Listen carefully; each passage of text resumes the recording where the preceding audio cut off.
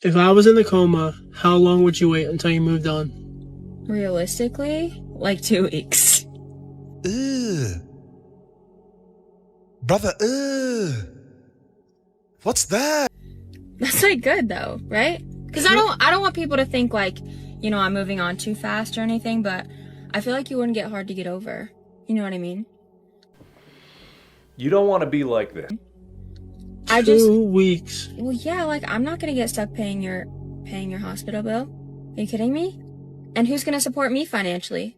Myself? My hospital bill? Is that a joke? You don't have to pay that. Okay, well, if you're not gonna be here, who's gonna support me financially? I need to hurry up and run and like find the next one. You know what I mean?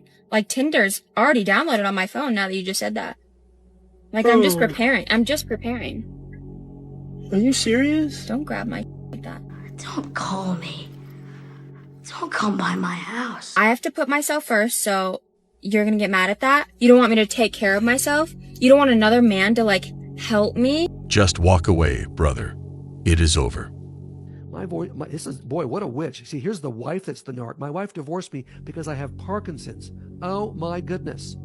She never wanted to talk about it. Now that is a witch. It's for better or for worse. If you get some disease, in a normal person, that's the deal. You take care of that person as long as you need to, lovingly. Well, you're better off without this witch. I'm just telling you, sir, even though it hurts. It's a deep wound, you can heal.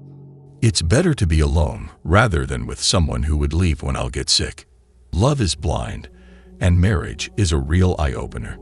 My wife has a fatal condition that can be controlled with treatment. I'd never leave her. If you was to cheat on me, how would you do it? So I probably would, I'd probably wait till you go to the gym, and then I'll probably just tell him to come over. Then I'll kind of throw the Google in the bathroom, and then make it dark so you just think that it's dark in the house. And then I would, just bring him here. I wouldn't bring him to bed though. That's a little disrespectful. I'd just bring him on the couch or something. Sure. As if that wasn't disrespectful on its own. And then You didn't even try to act like you wouldn't do it. You just got straight to yapping. That's what. Now you kind of making me believe that that's something that you would really do. All right. Can I ask you the same question? No, I don't. I know. We're not cool no more. If you wouldn't do it on our bed, what would you do it? Like the carpet or something. Oh, wow. You ain't once look at me in my eyes. That's true. She couldn't even look him in the eyes because she knew what she said was disrespectful. Mm-hmm. This is why men protect what they get and what they invest in. No guy, right, wants to be with a girl that has a for sale sign on her neck. And unfortunately, women don't advertise the same way men do. Girls advertise by putting pictures up and making themselves look available. Men advertise by actually going up to the girl and letting him know he is available. Because for a man, his value goes up with his experiences. So you see how it's different here? So I would argue that your boyfriend, number one, was very secure because he told you the truth. Then sometimes you got to deal with the consequences. No guy wants to pay full price for a car with a for sale sign on it. What are things you do now that you feel like will make you a good wife? Give me that mic. Listen, I am a wife. Not actually, but I am a wife material. I will make my man my number one. I will push you to be the best you will ever be. No less. I will encourage you. I'll be your biggest supporter, your cheerleader, your teammate. We're right there together. We ain't doing nothing without each other. Approved. What would a man gain by marrying you versus being in a relationship with you? I don't know, because again, nothing. A man has nothing to gain by marrying a woman except losing half of everything. She's still gonna cook. She's still gonna clean. What am I gaining? Going to the goddamn wedding, to the damn jeweler, buying a $20,000 ring, paying for a $50,000 wedding that I wasn't getting as a boyfriend. It depends on, we on a financially equal playing field. What do you bring to the table?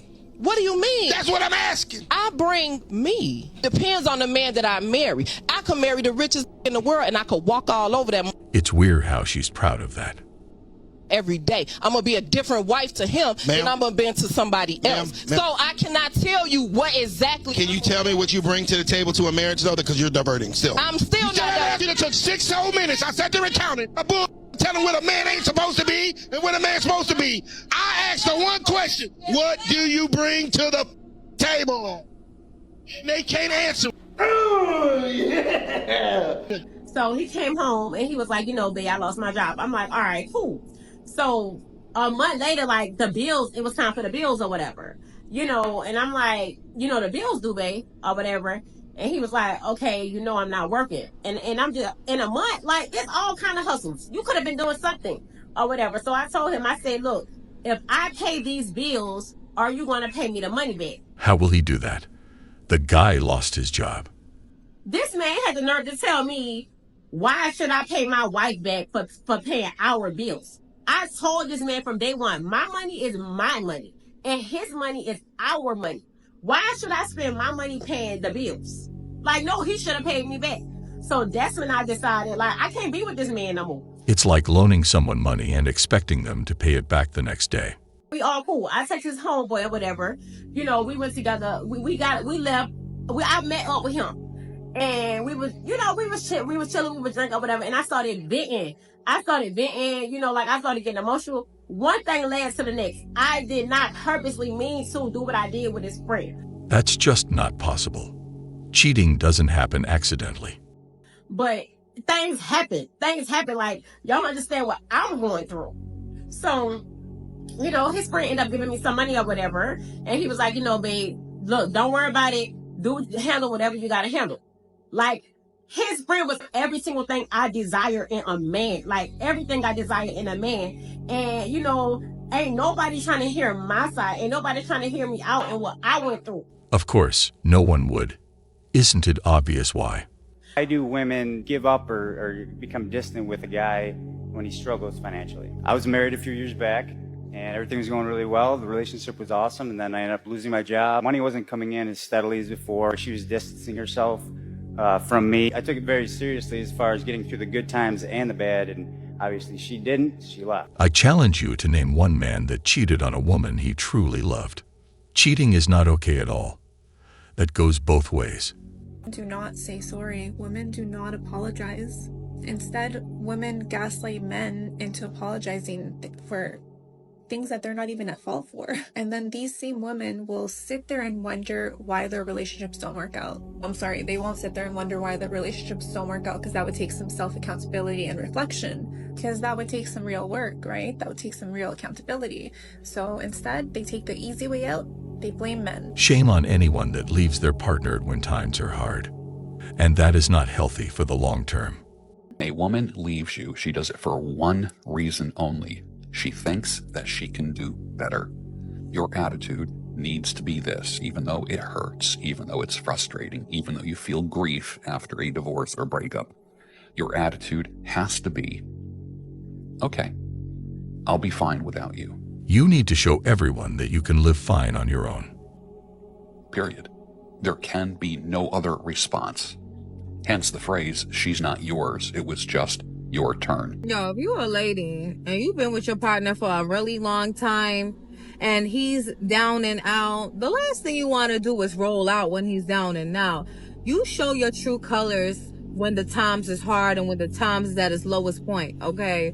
So just because you hit rock bottom doesn't mean you can't dig yourself out of the ditch. That's all I'm saying. I know what it's like to have nothing. I know what it's like to have a man that was unemployed and I had to step up to the plate. That's what a real one does. A real one stays through when times is tough and when times is good. Nowadays, it's normalized to just walk away when things start to get hard. Don't mess around and lose a good man because you're a toddler in your emotions. And practical advice that I would give to just growing in your emotional maturity, stability, right? Being grounded emotionally. It's like just as much as you fight to be cute, to be a boss chick, to be whatever, fight to be a peacemaker. A moment that I had with my husband, and we were in the house and I could see in his eyes, I'm like, oh, he's about to leave me.